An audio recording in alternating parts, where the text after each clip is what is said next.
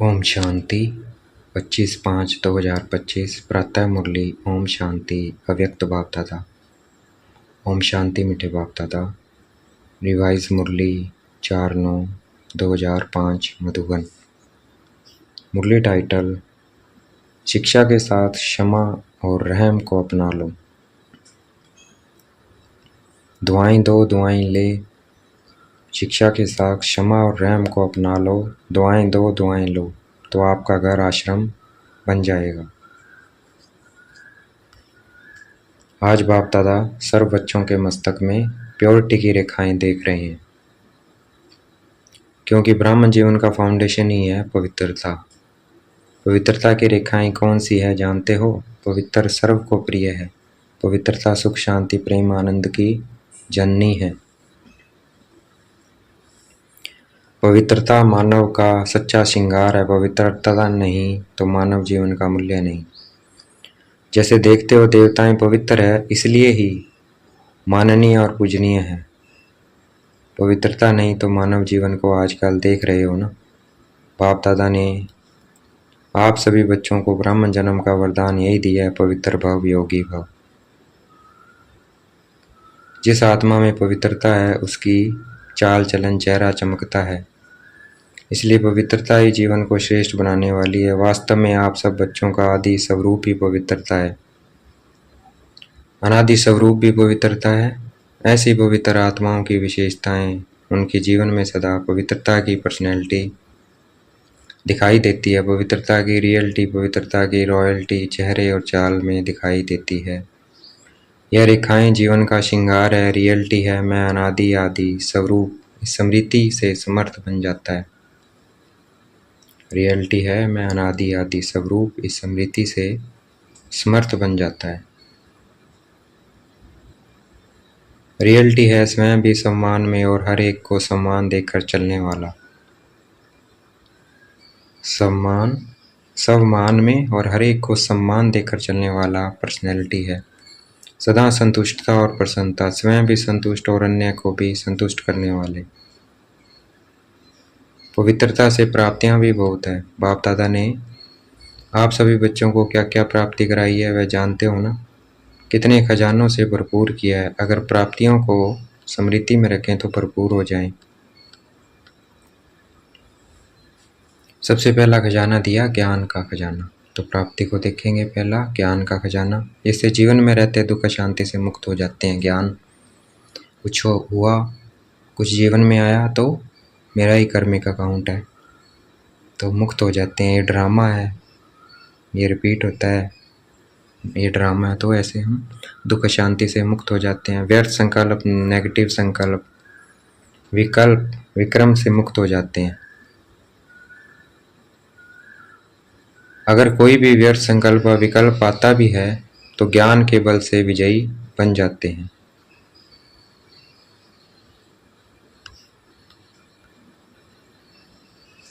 दूसरा खजाना है याद योग।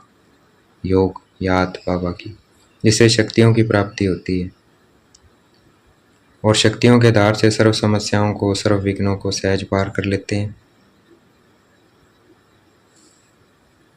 शक्तियों से हर समस्या को, हर विघ्न को सहज पार कर लेते हैं। तीसरा खजाना है धारणाओं का।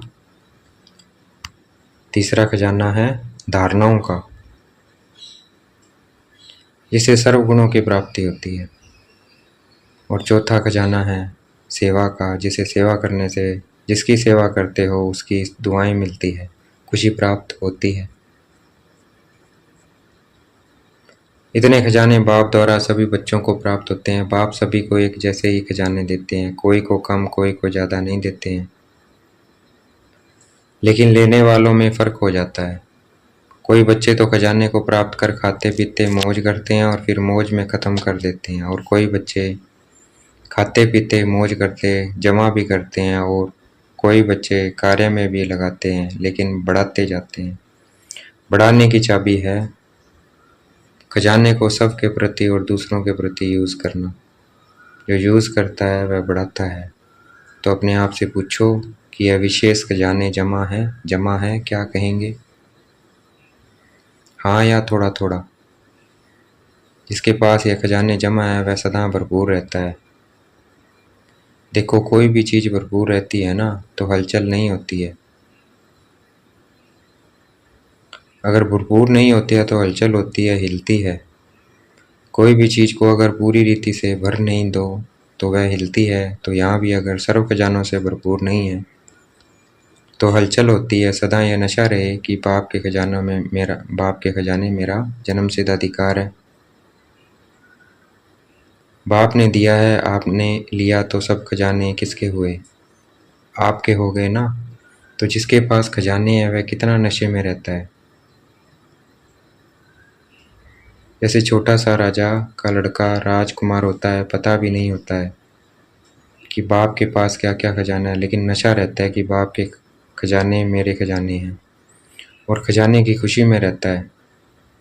अगर खुशी कम रहती है तो उसका कारण क्या होता है? बाप ने तो खजाने दिए हैं, सुना है, लेकिन एक है सुनने वाले, दूसरे हैं समाने वाले। जो समाने वाले हैं वह नशे में रहते हैं। आज नए नए बच्चे भी आए हैं। बाप दादा आप लक्की बच्चों को आप सबके भाग्य की मुबारक दे रहे हैं। अपने भाग्य को पहचाना है। परमात्म प्यार, अविनाशी प्यार, जो सिर्फ एक जन्म नहीं चलता, अनेक जन्म सदा ही प्यार कायम रहता है। क्योंकि यह जो समय चल रहा है यह समय भी संगम युगी भाग्यवान युग है। सतयुग को भी भाग्यवान कहते हैं, लेकिन वर्तमान संगम युग का समय उससे भी भाग्यवान है। क्यों? इस संगम युग में ही बाप द्वारा अखंड भाग्य का वरदान वर्षा प्राप्त होता है। तो ऐसे संगम युग में भाग्यवान समय में आप सभी अपना भाग्य लेने के लिए पहुंच गए हो। बाप दादा बच्चों को बहुत एक सहज पुरुषार्थ की विधि सुनाते हैं। सहज चाहते हो ना, मुश्किल तो नहीं चाहते हो ना। इन बच्चों को तो भाग्य की सहज विधि मिली है ना। सबसे सहज और कुछ भी नहीं करना, सिर्फ एक बात करना।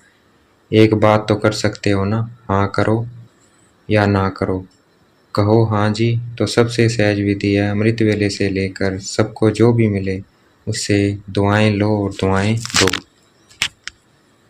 चाहे क्रोधी भी आवे लेकिन आप उसको भी दुआएं दो और दुआएं लो, क्योंकि दुआएं तीव्र पुरुषार्थ का बहुत सहज अंतर है। जैसे साइंस में रॉकेट है ना तो कितना जल्दी कार्य कर लेता है, ऐसे दुआएं देना और दुआएं लेना यह भी एक बहुत सहज साधना है आगे बढ़ने का। अमृत वेले बाप से सहज याद से दुआएं लो और सारा दिन दुआएं दो और दुआएं लो। यह कर सकते हो तो हाथ उठाओ। कोई बद्दुआ दे तो क्या करेंगे? बताना है बाबा। कोई बद्दुआ दे तो क्या करेंगे? हम दुआएं देंगे उसको। तो बताना है बाबा को। आपको बार बार तंग करे तो भी उसको क्या देनी है? दुआएं देनी है। उसका कल्याण हो जाए, सुखी हो जाए, उसे भी बाबा मिल जाए। देखो आप परमात्मा के बच्चे, दाता के बच्चे दाता हो ना, मास्टर दाता तो हो। तो दाता का काम क्या होता है? देना। तो सबसे अच्छी चीज है दुआएं देना। कैसा भी व्यक्ति हो, लेकिन है तो आपका भाई बहन ना। परमात्मा के बच्चे तो भाई बहन हो ना। तो परमात्मा का बच्चा है, मेरा ईश्वर भाई है, ईश्वर बहन है, उसको क्या देंगे? बद्दुआ देंगे क्या? बाप कभी बद्दुआ देता है? देता है? हाँ या ना? हाँ ना करो, बहुत खुश रहेंगे। बाबा कहते हैं बाप कभी बद्दुआ देता है? देता है? पूछ रहे हैं बाबा। नहीं देता है ना? हाँ या ना पूछ रहे हैं बाबा। तो क्या है बाबा क्या देते हैं? हमेशा दुआएं देते हैं, बद्दुआएं नहीं देते हैं। तो बहुत खुश रहेंगे। क्यों? अगर बद्दुआ वाले को भी आप दुआ देंगे, वह दे न दे, लेकिन आप दुआ लेंगे तो दुख क्यों होगा? ठीक है ना। अगर बद्दुआ वाले को भी आप दुआएं देंगे, वह दे न दे, लेकिन आप दुआ लेंगे तो दुख क्यों होगा? बाप दादा आप आए हुए बच्चों को एक वरदान देता है। वरदान याद रखेंगे तो सदा खुश रहेंगे। वरदान सुनेंगे। वरदान है, अगर आपको कोई दुख दे तो भी आप दुख लेना नहीं, कोई दुख दे तो वह लेना नहीं, वह दे लेकिन आप नहीं लेना। बाबा को बोलना है मन ही मन, ओके बाबा, क्योंकि देने वाले ने दे दिया लेकिन लेने वाले तो आप हो ना। देने वाला लेने वाला नहीं है। अगर वह बुरी चीज़ देता है तो दुख देता है, अशांति देता है तो बुरी चीज़ है ना। आपको दुख पसंद है, नहीं पसंद है ना, तो बुरी चीज़ हो गई ना। तो बुरी चीज़ ली जाती है क्या? कोई आपको बुरी चीज़ देवे तो आप ले लेंगे, लेंगे नहीं लेंगे तो लेते क्यों हो? ले लेते हो ना। अगर दुख ले लेते हो तो दुखी कौन होता है? आप होते हो या वह होता है? लेने वाला ज़्यादा दुखी होता है। अगर सभी से दुख लेंगे नहीं तो आधा दुख तो आपका दूर हो गया। लेंगे ही नहीं ना। और आप दुख के बजाय उसको सुख देंगे तो दुआएं मिलेंगी ना। तो सुखी भी रहेंगे और दुआओं का खजाना भी भरपूर होता जाएगा। हर आत्मा से कैसी भी हो आप दुआएं लो, शुभ भावना शुभ कामना रखो। कभी कभी क्या होता है, कोई ऐसा काम करता है ना तो कोशिश करते हैं शिक्षा देने की, इसको ठीक कर दूं। शिक्षा देते हो, शिक्षा दो, लेकिन शिक्षा देने की सर्वोत्तम विधि है कि क्षमा का रूप बन के शिक्षा दो। सिर्फ शिक्षा नहीं दो, रहम क्षमा भी करो और शिक्षा भी दो। दो शब्द याद रखो, शिक्षा और क्षमा, रहम। अगर रहम दिल बन के उसको शिक्षा देंगे तो आपकी शिक्षा काम करेगी। अगर रहम दिल बन के नहीं देंगे तो शिक्षा एक कान से सुनेंगे दूसरे कान से निकल जाएगी, शिक्षा धारण नहीं होगी। ऐसे है ना, अनुभव है। आप भी किसी का शिक्षा तो नहीं बन जाते, शिक्षक तो नहीं बन जाते। शिक्षक बनना जल्दी आता है लेकिन क्षमा करना दोनों साथ साथ चाहिए। अभी से रहम करने की विधि है शुभ भावना शुभ कामना। जैसे कहते हैं ना, सच्चा प्यार पत्थर को भी पानी देता है, पत्थर को भी पानी कर देता है। ऐसे ही क्षमा स्वरूप से शिक्षा देने से आपका कार्य जो चाहते हो यह नहीं करें या नहीं हो, वह प्रत्यक्ष दिखाई देगा। आपके रहम दिल बन शिक्षा देने का प्रभाव उसकी कठोर दिल भी परिवर्तन हो जाएगी। तो क्या वरदान मिला है? ना दुख देना है ना दुख लेना है। पसंद है तो अभी लेना नहीं। गलती नहीं करना, जब आप दुख नहीं देते तो फॉलो फादर तो करना है ना। कर रहे हैं, कभी कभी थोड़ा डांट देते हो, डांटना नहीं है। रहम करो, रहम के साथ शिक्षा दो। बार बार किसी को डांटने से और ये आत्मा जो है ना वह दुश्मन बन जाती है, घृणा आ जाती है। परमात्मा बच्चे हो ना, तो जैसे बाप पतित को भी पावन बनाने वाला है तो आप दुखी को सुख नहीं दे सकते हो। अभी जाकर ट्रायल करना, ट्रायल करेंगे ना। तो पहले चैरिटी बिगिंस एट होम। परिवार में अगर कोई दुख देवे तो भी दुख लेना नहीं, दुआएं देना, रहम दिल बनना। पहले घर वालों को करो, आपके घर का प्रभाव मोहल्ले में पड़ेगा, मोहल्ले का प्रभाव देश में पड़ेगा, देश का प्रभाव विश्व में पड़ेगा। सहज है ना। अपने परिवार में शुरू करो, क्योंकि देखो एक भी अगर क्रोध करता है तो घर का वातावरण क्या हो जाता है। घर लगता है या युद्ध का मैदान लगता है, उस समय अच्छा लगता है? नहीं लगता है ना। आप लोगों के लिए भी आज वीआईपी के साथ मधुबन वाले समर्पित भाई बहनों भी सामने बैठे हैं। अपने अपने साथियों से, अपने अपने कार्यकर्ताओं से न दुख लेना न दुख देना, दुआएं देना और दुआएं लेना। अगर आप अधिकार से ऐसे समय पर भी दिल से मेरा बाबा कहेंगे, परमात्मा परमात्मा बाबा मेरा बाबा, तो कहावत है कि भगवान सदा हाजिर है। अगर अपने दिल से अधिकार रूप में ऐसे समय पर मेरा बाबा कहा तो आप हजूर हाजिर हो जाएगा, तो बाप हजूर हाजिर हो जाएगा। क्योंकि बाप किस लिए है? बच्चों के लिए तो है। और अधिकारी बच्चों को बाप सहयोग नहीं दे, यह हो ही नहीं सकता है, असंभव। तो परिवर्तन करके जाना, जैसे आए वैसे नहीं जाना। बोलना है बाबा ओके बाबा, दुआएं लेंगे दुआएं देंगे, दुख नहीं लेंगे ना दुख देंगे।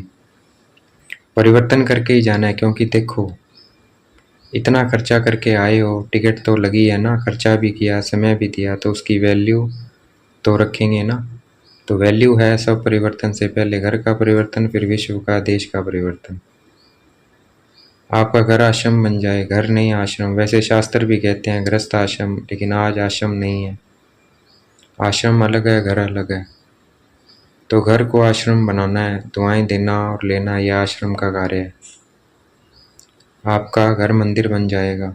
मंदिर में मूर्ति क्या करती है? दुआएं देती है ना। मूर्ति के आगे जाकर क्या कहते हैं? दुआ दो, मर्सी मर्सी कह के चिल्लाते हैं। तो आपको भी क्या देना है? दुआ।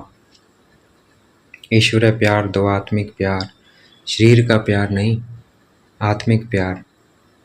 आज प्यार है तो स्वार्थ का प्यार है, सच्ची दिल का प्यार नहीं है। स्वार्थ होगा तो प्यार देंगे, स्वार्थ नहीं होगा तो डोंट केयर। तो आप क्या करेंगे? आत्मिक प्यार देना, दुआ देना, दुख न लेना, न दुख देना। देखो आपको चांस मिला है, बाप दादा को भी खुशी है। इतने जो भी सब आए हैं, भारत के करीब 250 वीआईपी रिट्रीट में आए हुए हैं। इतने घर तो आश्रम बनेंगे ना, बनाएंगे ना पक्का, कि थोड़ा थोड़ा कच्चा। जो समझते हैं कुछ भी हो जाए, थोड़ा सहन तो करना पड़ेगा, समाने की शक्ति कार्य में लगानी पड़ेगी। लेकिन सहन शक्ति का फल बड़ा मीठा होता है। सहन करना पड़ता है लेकिन फल बड़ा मीठा होता है। तो जो पक्का वायदा करते हैं ना, घर घर को स्वर्ग बनाएंगे, मंदिर बनाएंगे, आश्रम बनाएंगे, वह हाथ उठाओ। देखा देखी में नहीं उठाना है, क्योंकि बाप दादा हिसाब लेगा ना, फिर हिसाब लेगा। देख कर नहीं उठाना, सच्चा सच्चा मन का हाथ, मन से हाथ उठाओ। अच्छा दादियाँ, इनको इसकी क्या प्राइस देंगे? हाँ बोलो। दादी, इतने मंदिर बन जाएंगे तो आप उसको क्या प्राइस देंगी? अपने घर वालों को ले आवे, यह तो प्राइस नहीं दी, यह तो काम सुना दिया। बाबा जो आज्ञा करेंगे। देखो प्राइस तो आपको मिल जाएगी, कोई बड़ी बात नहीं है, लेकिन बोले आप जाने के बाद अपनी धारणा से परिवर्तन करना, और 15 दिन के बाद, मास के बाद अपनी रिजल्ट लिखना। क्या बोला बाबा ने? जाने के बाद अपनी धारणा से परिवर्तन करना और 15 दिन के बाद, मास के बाद अपनी रिजल्ट लिखना। बाबा को लिखना है रिजल्ट। जो एक मास में दुख नहीं लेगा न देगा, उसको बहुत अच्छी प्राइज लेगी। तो ये 15 दिन हमें करना है, बाबा को बताना है। अगर आप आएंगे तो मुबारक है, अगर नहीं आ सकेंगे तो भी सेंटर पर भेजेंगे। अच्छा आप दादा याद प्यार दे रहे हैं। चारों ओर के देश विदेश के बच्चों की याद बाप दादा को मिली है, चाहे फ़ोन द्वारा याद भेजी है, चाहे पत्र द्वारा, चाहे दिल में याद किया है। तो बाप दादा सभी बच्चों को, चाहे भारत के चाहे विदेश के, रिटर्न में दुआएं और याद प्यार पदम पदम गुना दे रही हैं। चारों ओर के परमात्म प्यार के अधिकारी बच्चों को, चारों सर्व खजानों से भरपूर, निर्विघ्न, निर्विकल्प, निर्व्यर्थ संकल्प रहने वाली श्रेष्ठ आत्माओं को, साथ साथ सर्व परिवर्तन करने और कराने के मंग उत्साह में उड़ने वाले बच्चों को, साथ साथ बाप दादा को सच्ची दिल का समाचार देने वाले सच्चे दिल वाले बच्चों को, विशेष दिलाराम के रूप में, बाप के रूप में, शिक्षक के रूप में, सतगुरु के रूप में पदम गुणा याद प्यार और नमस्ते हमें भी देना है। हम रूहानी बच्चों की, रूहानी बाप दादा को दिल व जान शिकवा प्रेम से वेद का याद प्यार और नमस्ते। आज का वरदान है, देखेंगे बाप दादा ने मस्तक पे हाथ रखा हुआ है, वरदान दे रहे हैं। भटकती हुई आत्माओं को यथार्थ मंजिल दिखाने वाले चैतन्य लाइट माइट हाउस भाव। भटकती हुई आत्माओं को यथार्थ मंजिल दिखाने वाले चैतन्य लाइट माइट हाउस भाव। किसी भी भटकती हुई आत्मा को यथार्थ मंजिल दिखाने के लिए चैतन्य माइट हाउस बनो। इसके लिए दो बातें ध्यान में रहे। एक, हर आत्मा की चाहना को परखना, जैसे योग्य डॉक्टरों से कहा जाता है, जो नब्ज को जानता है, ऐसे परखने की शक्ति को सदा यूज़ करना। सदा अपने पास सर्व खजानों का अनुभव कायम रखना। सदा यह लक्ष्य रखना कि सुनाना नहीं है, लेकिन सर्व संबंधों का, सर्व शक्तियों का अनुभव कराना है। आज का स्लोगन है, दूसरों की करेक्शन करने के बजाय एक बाप से ठीक कनेक्शन रखो। दूसरों की करेक्शन करने के बजाय एक बाप से ठीक कनेक्शन रखो। अव्यक्त इशारे हैं। रूहानी रॉयल्टी और प्योरिटी की पर्सनैलिटी धारण करो।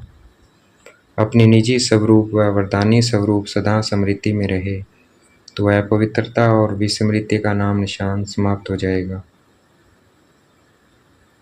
विस्मृति व अपवित्रता क्या होती है? अब इसकी अविद्या होनी चाहिए, क्योंकि यह संस्कार व स्वरूप आपका नहीं है बल्कि आपके पूर्व जन्म का था। अभी आप ब्राह्मण हो, यह तो शूद्रों के संस्कार व स्वरूप हैं। ऐसे अपने से भिन्न अर्थात दूसरों के संस्कार अनुभव होना, इसको कहा जाता है न्यारा और प्यारा। तो जो संस्कार हैं वो पुराने, अब मेरे नए संस्कार क्या हैं? शांति, ज्ञान, पवित्रता, प्रेम, सुख, आनंद और शक्ति। प्राणों को भूलना है, वो मेरे नहीं है। अच्छा, ओम शांति। शुक्रिया मीठे बाबा, शुक्रिया।